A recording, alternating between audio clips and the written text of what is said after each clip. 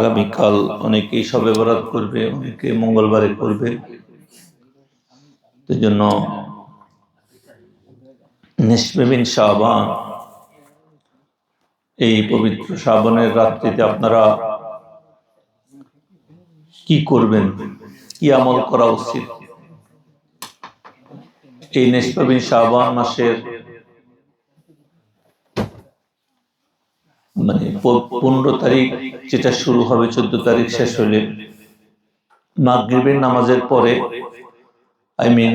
মাগরিবের নামাজের ফরজ নামাজ পড়ার পরে, সুন্নতে মুআক্কাদা পড়ার পরে আপনারা 2 রাকাত করে টোটাল 6 রাকাত নামাজ আমাদের বুজুর্গানে দিনের থেকে রিওয়ায়াত আছে।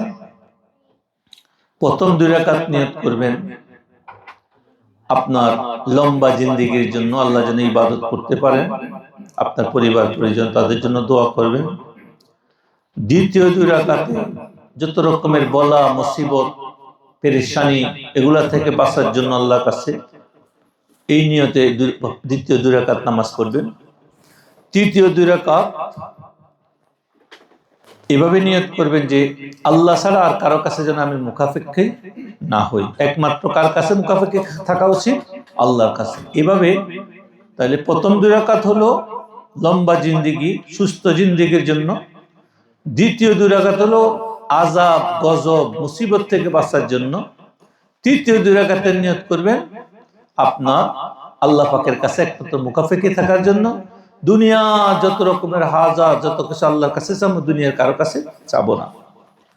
এই 6 রাকাত নামাজ মাগরিবের সুন্নতের পরে পড়ে নেবেন। এরপরে বুজুর্গানে দিন বলছে এই 6 রাকাত নামাজ পড়বেন কিভাবে।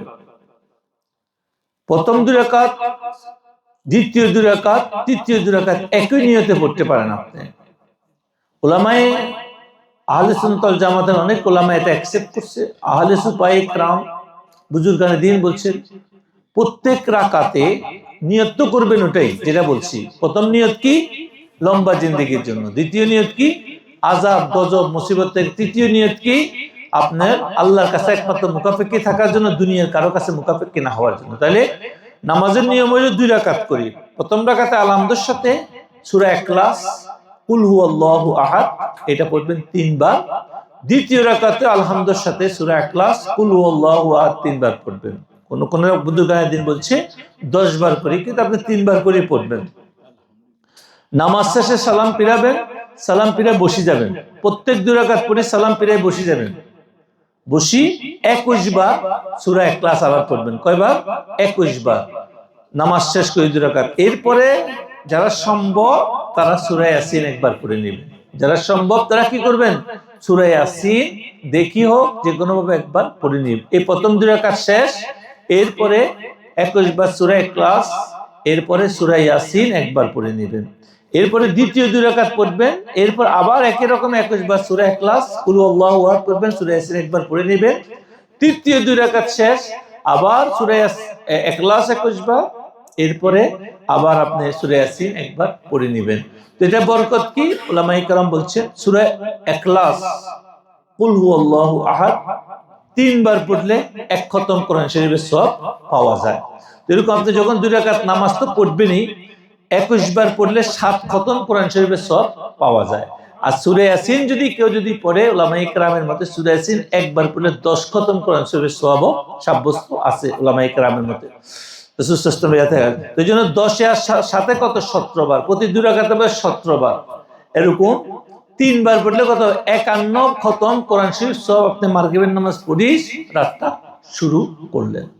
এজন্য যাদের পক্ষে সম্ভব এই নামাজ পড়ি শেষ করে যাইয়া আপনি কি করবেন, যদি সম্ভব আগে গোসল করে নেবেন। অনেক উলামায়ে কেরামের হাদিস দ্বারা সাব্যস্ত আছে এই সমস্ত উত্তম রাত্রিগুলোতে তোমরা কি করো? গোসল করো যদি সম্ভব হয়। আপনি সন্ধ্যার পরে মাগরিবের নামাজ পড়ি যদি সম্ভব হয় গোসল করে নেবেন। এরপরে এবার সারা রাতের জন্য আপনি কোরআন তেলাওয়াত, নফল ইবাদত, কোরআন তালিম, হাদিস পড়া, বিভিন্ন রকমের জিকির আজকার, ওজিফা কালাম, এগুলা দিকে গুরুত্ব দিতে হবে সবাইকে।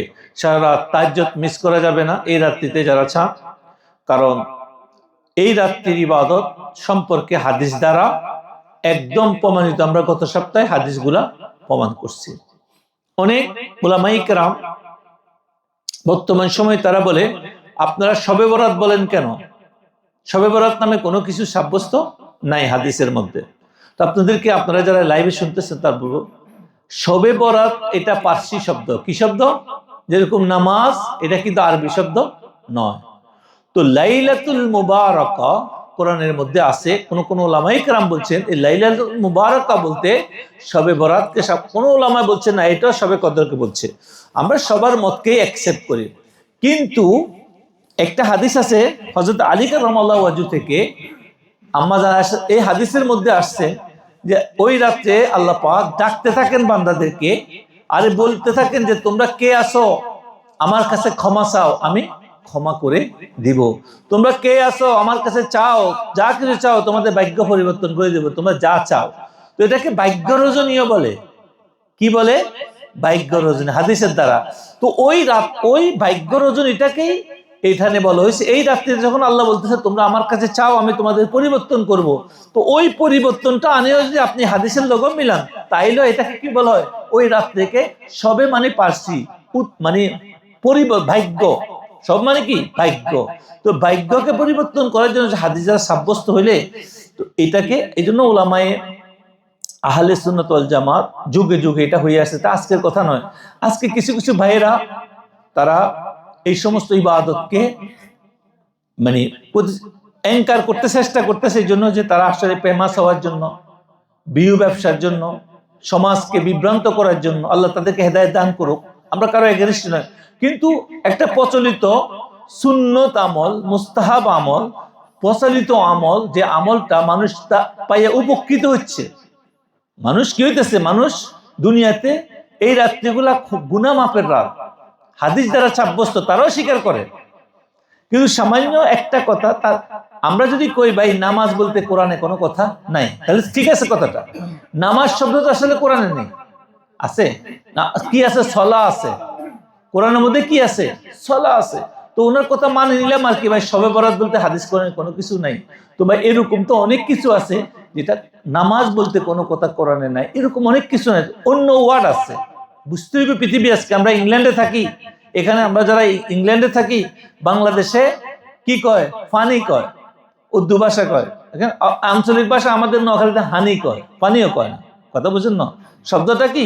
পানি, কিন্তু আমাদের নোয়াখালীতে কি কয়? হানি। আবার চিটাগাঙ্গের দিকে যান, ওখানেও পানির ভাষা আলাদা হয়ে যায়, তাই না?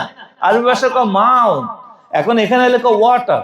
আবার এই দেশেও দেখবেন এক এক অঞ্চলে গেলে ওয়াটার কইলেও বুঝে না, এরা টিও উচ্চারণ করে না, আছে না এরকম? এদের প্রনাউন্সিয়েশনের মধ্যে বেশ কম আছে।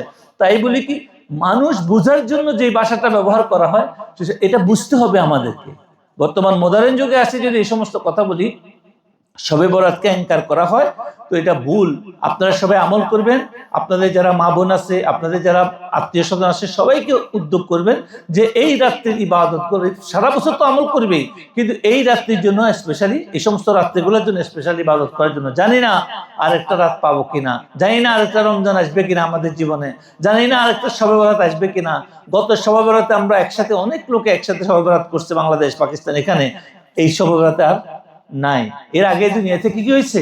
চলি গেছে। এই জন্য আপনারা চেষ্টা করবেন। বাবা, আমরা গুনাহগার, প্রতি মুহূর্তে গুনাহ করি, প্রতি মুহূর্তে আমরা কোনো না কোনো ভুলের মধ্যে আছি। চলতে ফিরতে খাইতে লোভে পড়ি, ইয়াং বয়সে অনেক ভুল করছি, আল্লাহর কাছে ক্ষমা চাওয়ার এক একটা কি সুযোগ আল্লাহ পাকই দিছে এই সমস্ত রাত্রিগুলা, শবে কদর, শবে বরাত। এই জন্য আমাদের মাফ করতে চাই আল্লাহ পাক। আল্লাহ পাক গাফুর, তিনি সুযোগ খুঁজে শুধু মাফ করার জন্য। তো আমাদেরকে এই সমস্ত কাজে উদ্বুদ্ধ হওয়া উচিত।